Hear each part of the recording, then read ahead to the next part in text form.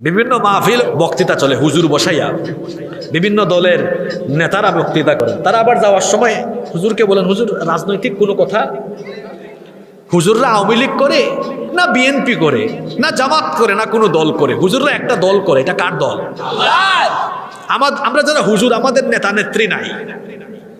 আমরা মানুষকে ডাকি আল্লাহর দিকে, আর ডাকি বিশ্ব নেতা রাহমাতাল লিল আলামিন মুহাম্মাদুর রাসূলুল্লাহ সাল্লাল্লাহু। এরা বলবে হুজুর কোনো ধরনের রাজনৈতিক বক্তব্য দিবেন না। হুজুরের তো এমনিতে রাজনৈতিক বক্তব্য দেয় না। হুজুরের চুরের বিরুদ্ধে বলে, ডাকাতের বিরুদ্ধে বলে, দুর্নীতির বিরুদ্ধে, ঘুষের বিরুদ্ধে, কারণ এগুলোর বিরুদ্ধে কোরআন, ঠিক কিনা? তো কোরআন সুদ ঘুষ চোর ডাকাতের বিরুদ্ধে। এখন চোর ডাকাত সুদ ঘুষখোরদের বিরুদ্ধে কথা বললে চোর ডাকাতদের মন একটু কালো হতে পারে, এতে আমাদের কিছু করার। আমাদেরকে বলে দেখেন কি পায় তারা, আপনারা কিছু বলিয়েন না। অথচ আমাদের আগে যখন বক্তৃতা করে সে তখন নিজেই রাজনৈতিক বক্তব্য দিয়ে চলে যায়। আর এরাই আবার মিডিয়ার সামনে বলে হুজুররা ধর্ম ব্যবসায়ী। প্রকৃত ধর্ম ব্যবসায়ী কারা? এদেশের মানুষ জানে।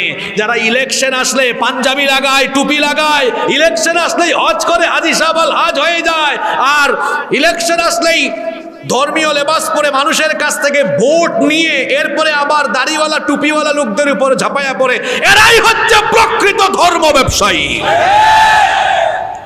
ধর্ম ব্যবসায়ী হুজুর রানা, ধর্ম ব্যবসায়ী হুজুর রানা।